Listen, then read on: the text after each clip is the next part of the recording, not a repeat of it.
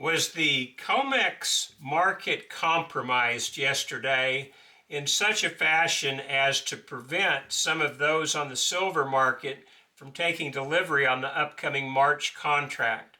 Well, that's the question we're going to be asking today and looking at today, and hopefully maybe we can get some information on that that'll help us to be able to settle in our own minds whether there's any manipulation or anything going on behind the scenes, or if we've just had a series of unfortunate coincidences in the last several months. And so I want to begin by showing where we're at today. I decided I'd use this chart one more time. We've been in a range for over 2 weeks now. Today we opened up at $89.09. Yesterday's close at that point was the highest close for over 2 weeks. And then today we've been as high as $90.48, as low as $85.44. And right now we're pretty close to where we opened. We're at $88 and maybe 50 cents right now. So we're down about 50 cents for the day with an hour and a half left of trading time. So we'll see where we end up at. But yesterday was another interesting day in the market. I didn't have any idea what had happened until after the market had closed, and one of the viewers commented on some of the funny goings on yesterday in the market. I hadn't really noticed it until that point, and I started looking into it. I think it was Johnny Bravo's show last night that talked about the market, the silver and gold market, and the natural gas market being shut down because of a glitch.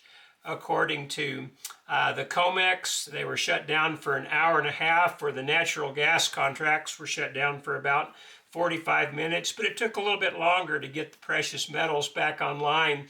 And when they did, they went from having rallied fairly nicely to just kind of falling right after they got the gold and silver trading again. And so the question is, was that just a coincidence?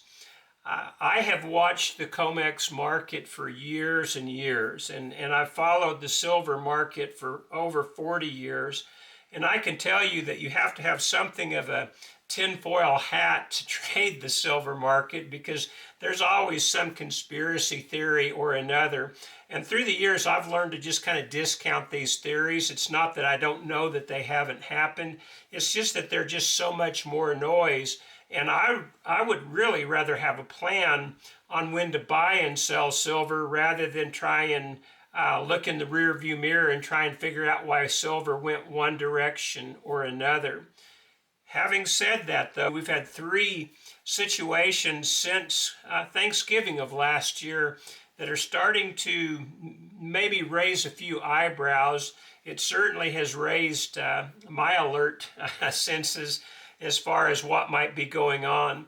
On Black Friday, I like to call Black Friday January the 30th, because that was the day the silver market fell by $30. But on the true Black Friday, the day after Thanksgiving, the market shut down.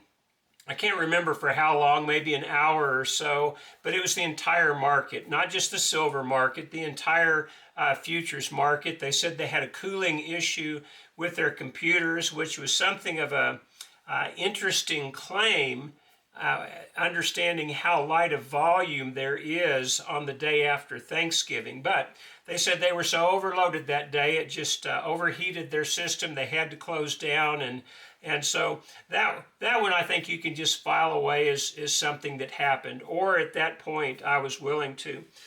This last week, excuse me, 2 weeks ago on the 12th, there was literally a point in the silver trading day where there was only a handful of contracts that traded within a half an hour period on February the 12th. And the market just plummeted during that time, $9 an ounce. There was one person that pointed out that looking at the 5-minute candle chart, there was actually only one trade in a 5-minute period on the Comex futures market. And they showed the chart. If they were showing a chart that was indeed genuine, well, that was something that was very unusual. The market that trades thousands upon thousands of contracts in a day does not trade one contract in 5 minutes or a handful of contracts in half an hour. And so for that to have happened and the market to have dropped $9 at that point, over 10%, well, that was somewhat suspicious.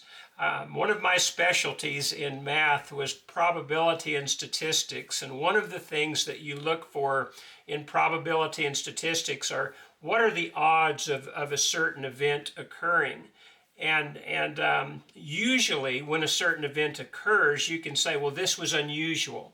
Maybe this was a 1,000 to 1 shot that an event like this could happen, but indeed 1,000 to 1 shots can happen. But if 2,000 to 1 shots happen consecutively or close together, well, the odds of that are not 1 in 2,000, but 1 in a million, 1,000 times 1,000. And now we add a third situation where yesterday the silver and gold market were literally shut down for an hour and a half because of a technical glitch, according to the Comex. You would think that they would come up with some better sort of a technical explanation than that. It's kind of like a mechanic explaining to you that he had to replace the thingamabob and the doohickey, and that's why it cost you $4,000 for your repair. Well, we've got men with PhDs, women with PhDs that are trained to be able to explain such anomalies, and that was their explanation. Their official explanation was they had a technical glitch. And during that technical glitch, there was something very unusual that happened on the silver market. The silver market on the March contract yesterday traded 36,000 contracts. I was watching Mario Aneko today. He was interviewing Eric Yeung from Hong Kong, and he thought that was kind of unusual for the March contract. But if you go back and look at the volume for the March contract, you will see that the day before that actually sold, had over 60,000 contracts exchanged, as did the day before that. So 36,000 contracts was not all that unusual, certainly wasn't an unusually high number, but what was unusual for that was that 31,000 of those contracts were supposed to have changed hands while the market was closed. Now, I don't know about you, but if a grocery store is doing 90% of its business after hours when there's no cashiers around, that should raise a few eyebrows. And this is what we're being led to believe, is that 90% of the business was conducted while they were closed down for an hour and a half due to technical issues. And also during that time, they were able to unwind 11,366 contracts, or at least that yesterday, they were able to do that on the March delivery. So they were able to take it from 109 million ounces for March that were on the hook for delivery down to just 52 million ounces that are now on the hook for delivery. With today to go, at the end of today, we'll have a little bit better idea of what they're actually going to deliver. But we do know that the registered category on the Comex has about 86 million ounces available right now, so they're going to be more than able to handle any type of delivery that they have. Here is one of the things that really concerns me, though. Why would they have to go to such extreme measures, if indeed they did? Well, let's just go back to the probability and statistics. I don't know what the average probability or the actual probability of having these technical issues that we've had in the last few months, but I would suspect 1 in 1,000 is probably rather low odds, not high odds. So let's just say 1 in 1,000 for it to happen one time, 1 in a million for it to happen twice, 1 in a billion for it to happen 3 times. That's what we are expected to believe about yesterday's technical glitch that actually ended up with 31,000 contracts being trading hands during that time. And of course, what they're going to tell you is it was all done over the phone, and I think that's exactly what happened. I think it was done over the phone. I think there was a lot of people who were about to be taking delivery on these contracts that had a very sweet offer made to them. Maybe You might even say it like this: they had an offer that they couldn't refuse, and they didn't. And they were able to unwind an awful lot of contracts that were going to call for an awful lot of silver. As a matter of fact, they were essentially going to eliminate the free float from the Comex if they delivered anywhere near that 86 million ounces that they had left. And so just think about that for a moment. In January, we delivered, or the Comex delivered 50 million ounces, 49 million plus. In February, about 25 million. Neither one of these are delivery months. March, on the other hand, is not only a delivery month, it's one of the biggest delivery months, historically the biggest delivery month. Last year, they delivered 80 million ounces off of the Comex in March. But right now, we're to be led to believe that there's only 50 million ounces that people are interested in. Does that really make sense? Why is it that by tomorrow, it's very likely that the March delivery will end up being less than the January delivery? Now, there can still be some contracts that exchange hands throughout March, and we might see some true fireworks during the month of March because of that. But again, I want to say something happened yesterday. If nothing had happened, if they had just been able to unwind 11,000 contracts yesterday, quite frankly, that wouldn't have bothered me one bit. I expected to see them unwinding a great deal of these contracts. That's been something that always occurs just before a delivery date or the first notice of delivery comes up. But for this to happen, for the market to shut down for an hour and a half at a time when they were very marginal on their ability to deliver through the registered category, which meant they were going to have to dip into the eligible category, and that's a very iffy proposition at best. Well, it just makes you start realizing that it does appear, at least to me, just from probability and statistics, it appears to me that it is a greater likelihood that something was done yesterday that was nothing less than manipulation. Was it legal? Well, you make up your own mind on that. The Comex has rules, and I'm not sure exactly what are rules by statute and what are rules just by the exchange rules, but they definitely enhance their rules in favor of those who are holding the silver right now. And this has been one of the great problems through the years.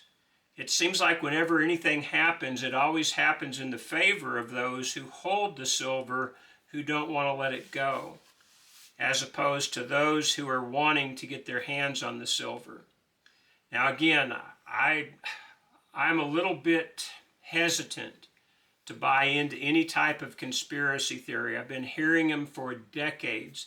In the silver market, that's just part and parcel of the market. Sometimes I'm sure some of these conspiracies are happening behind the scenes, but I suspect 9 out of 10 of them at least are just in people's minds. They're just people's imaginations.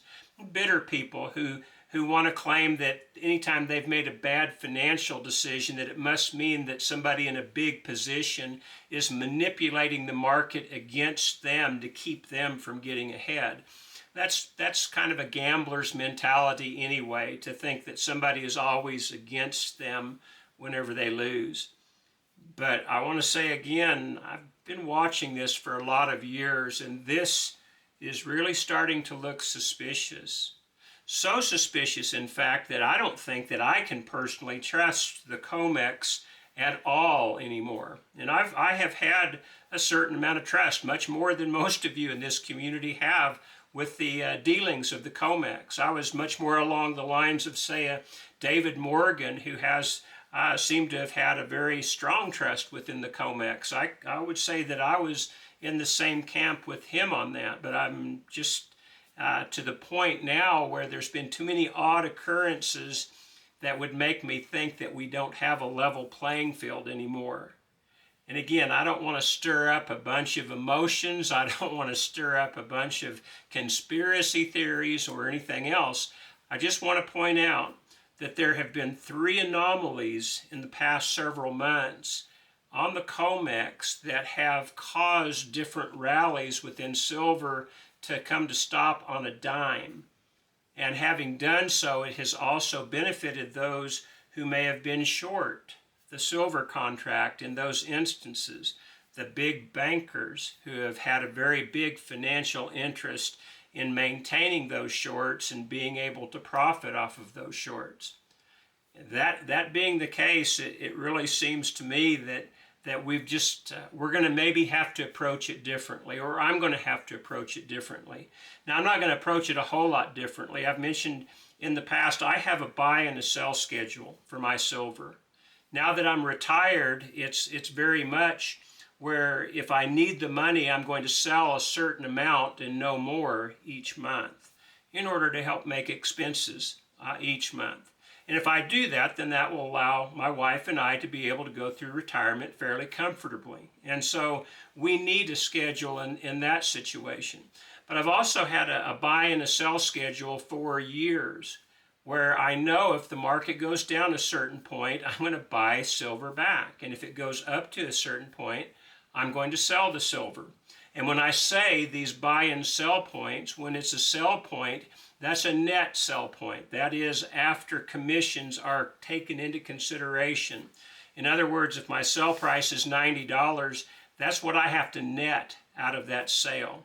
It doesn't mean that the spot price is 90, but the dealer may just be paying 80, and I'm going to call that close. I mean, whatever my sell point is, that's what I want to get out of it. And so I have functioned by that for many years now, and I intend to continue to function by that.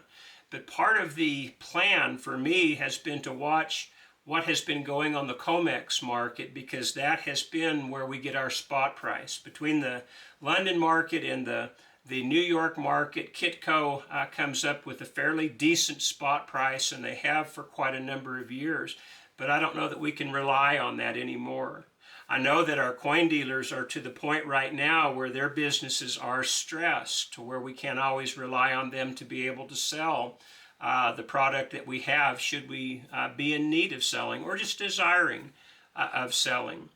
And so I'm just going to start looking a little bit differently. I've been following the Shanghai market quite a bit more closely through the last several months, and the same thing with the markets in India and even in Europe in different areas. So I'm just going to be more attentive to what's going on there. And as far as the Comex, if their lips are moving, it's going to be like my political meter. I'm going to assume that they're lying. And so I'm not going to just take their explanation at face value anymore. And again, I realize that many of you never have. Many of you have never trusted them. But I've done this for over 40 years now, and most of that time I've been able, I believe, to have trusted what they were saying, even if it wasn't always what we wanted to hear.